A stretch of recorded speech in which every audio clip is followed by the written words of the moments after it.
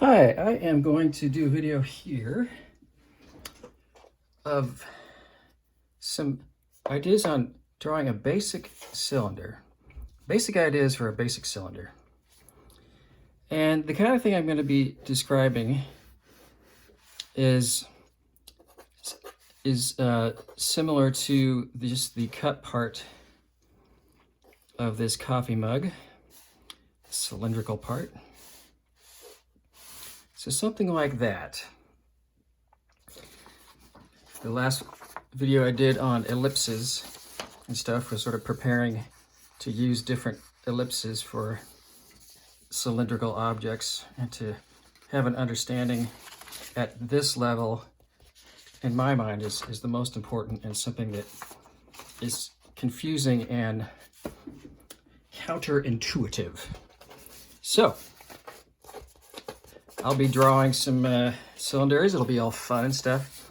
And here's just a couple quick examples. And these aren't meant to appear like they're on the same surface, but just the idea, the main idea is that when I'm drawing the ellipses, I want to make sure that the height of this top ellipse is shorter than the height of the bottom ellipse.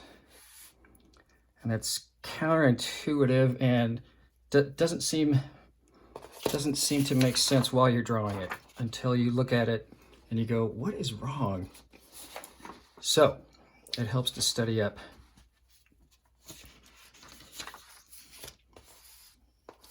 Here's what I'm going to be sort of describing. It's not that easy to see in this photograph, but like my just quick little technique for creating a rectangle for ellipses, I'm going to apply to something drawing like this. And for that, it will be helpful to have some paper that is not already drawn on.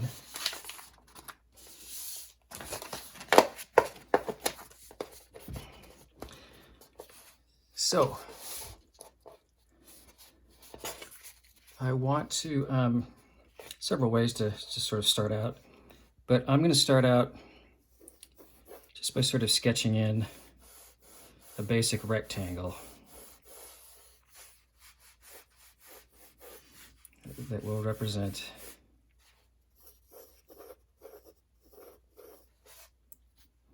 the cylindrical object. And there's several ways of sort of doing this, but I'm encouraging you folks to start off by sketching in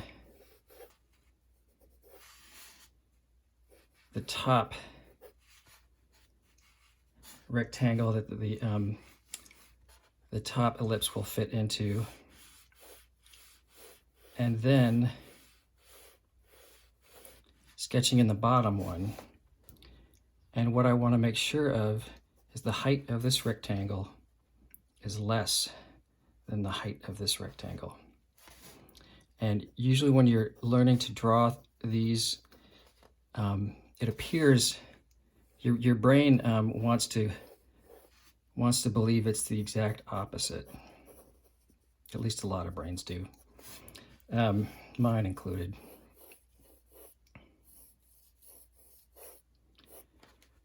So if I'm at this stage of my ellipse sketching out, I have the rectangle that I want to fit in, and then I'm going to start identifying some midpoints to draw out my minor axis for each of them. There's a minor axis for the top, minor axis for the bottom. I'm going to go ahead and just sketch in that center line, because that just helps to try to make everything that I'm doing a little bit more symmetrical. Like I can already tell this side is kind of wonky.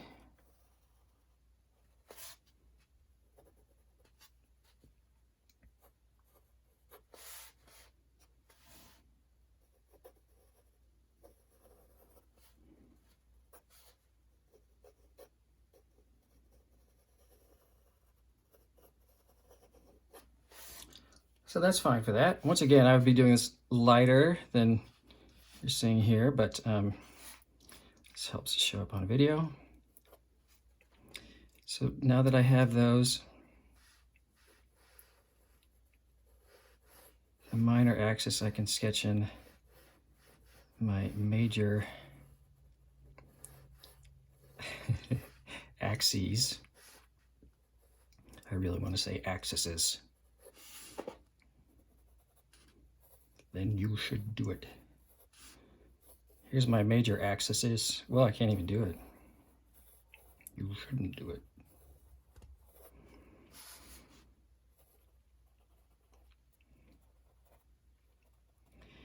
And just like in the previous video,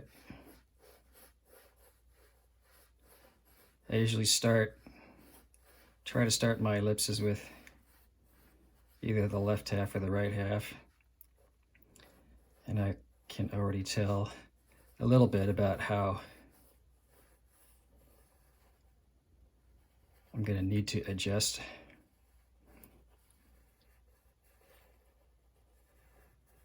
so that everything sort of seems mirror images of each other.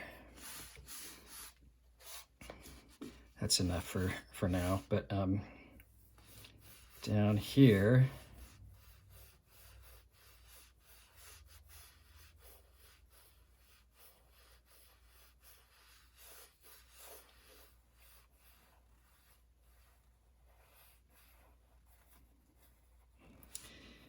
be something more like this.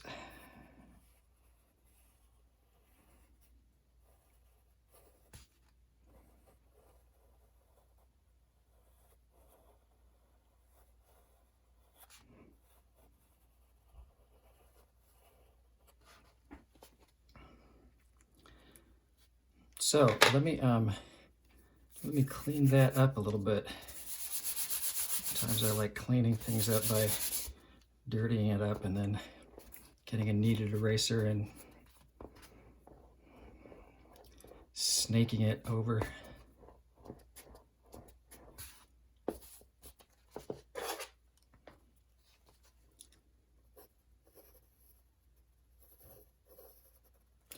So that I'll be ending up with something like this.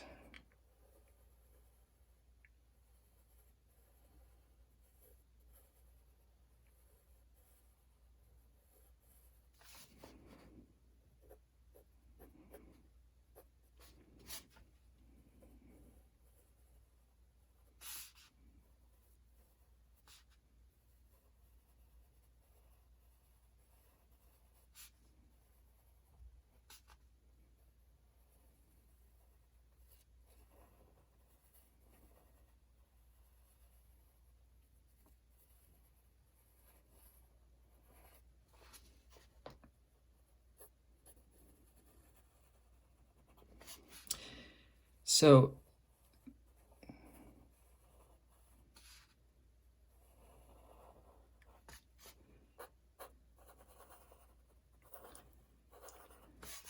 the front part of this lower ellipse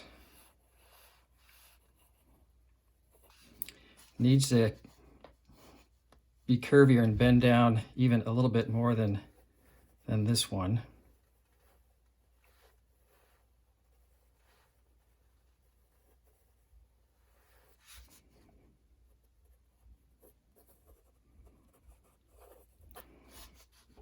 Once again, this is sort of a simplified explanation because there's a decent amount of perspective stuff going on behind the scenes, but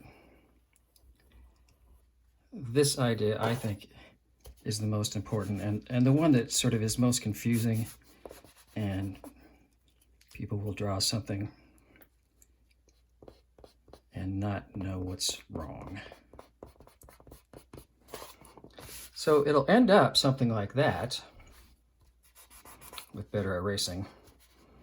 And but just to do that, well, I wanted to say typically what happens is when you're learning to draw and you're trying to draw something cylindrical,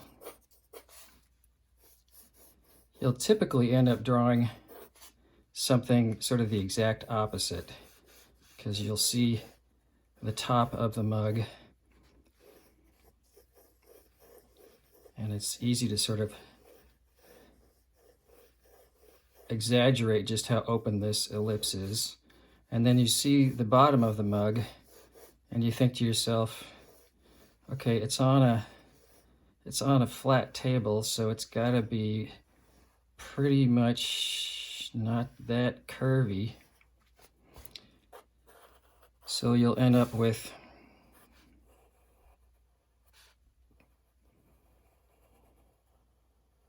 a mug or a cup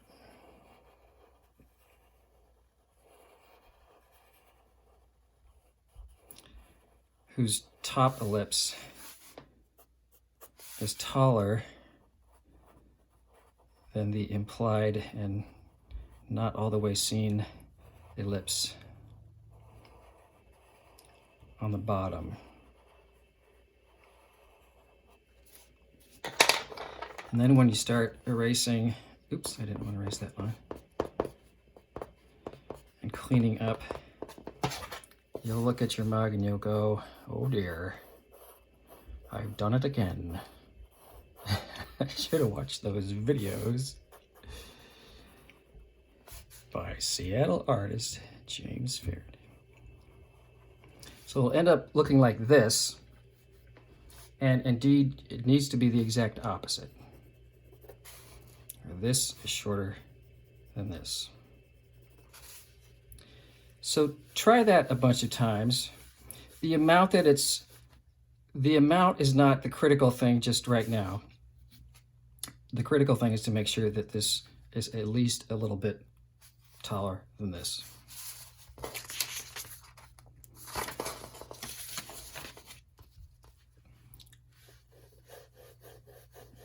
Like this one. It's a tough picture to see. I probably already said that.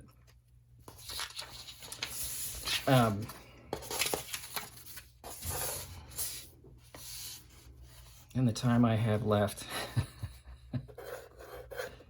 oh, I don't like that sound. Try to do one more quick one. This is usually where I start something and then by the end of the video, I'm sorry I started it, so we'll see.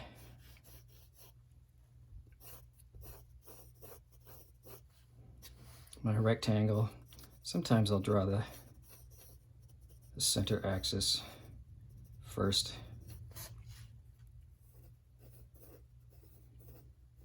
Shorter rectangle for the top ellipse, taller rectangle for the bottom ellipse.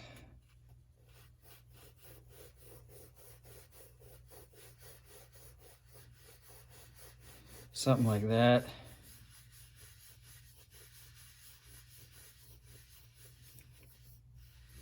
Something like that.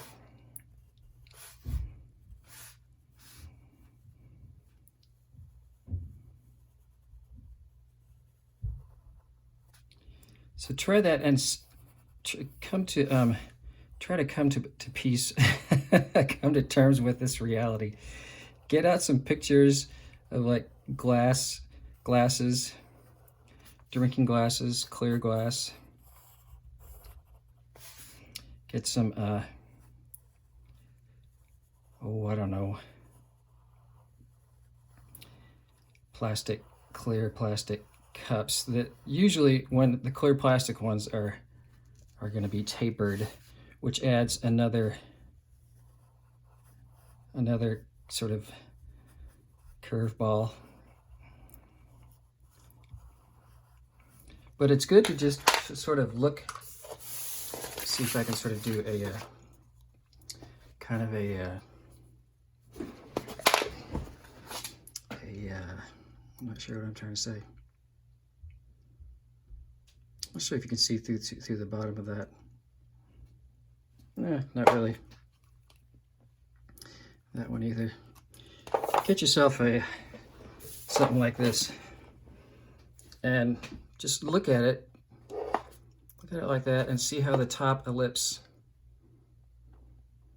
compares to the bottom. Have fun.